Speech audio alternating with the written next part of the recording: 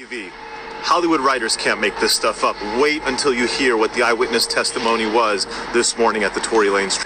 They asked Mr. Kelly, "Do you know why you're here?" He said, "Absolutely." The defense attorney put up a picture of the back of his home. You could see a driveway. They had him draw a square where the SUV was parked. It was right on the curb of the back of his house, 10, 15 feet. His window is overlooking it. He stepped out onto his Juliet balcony and he watched for several minutes as Meg Thee Stallion and Kelsey, the two females, he didn't identify them by name, got out of the car and they were engaged in a fight. It was violent. It was quite aggressive. It started with arguing that woke him up in the middle of the night. Where his house is, often him and his son are woken up in the middle of the night by people who stop in and around the back of his home. This was another night, arguing, escalation, two women fighting. He watched the whole thing while standing better than TV on his balcony. Oh my God, it gets crazier.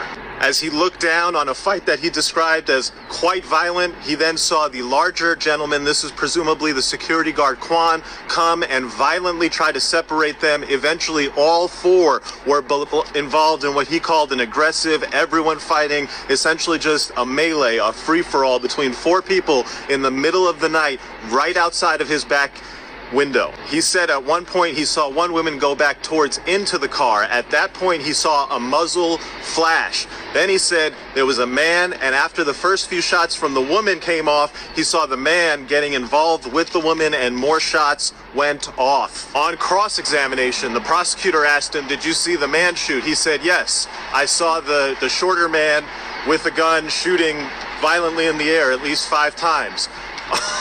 Okay, wait, what? That's not what you just testified.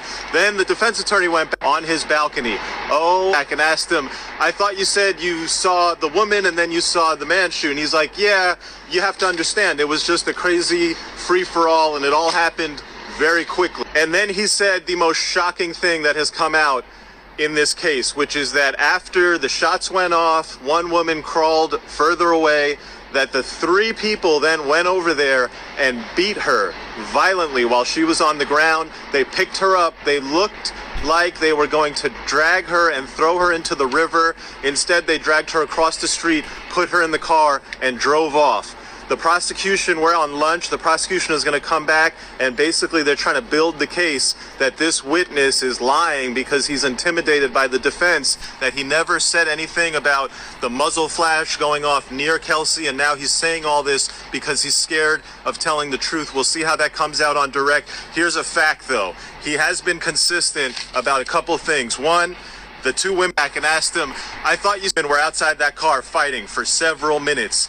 Escalated, started with an argument, then it got quite violent and the security guard came out to try to separate them. The idea that the jury would credit Meg's testimony, which is just completely contradicted by this eyewitness, is highly unlikely. The prosecution has major work to do to save their case, which is absolutely on life support right now. And we're outside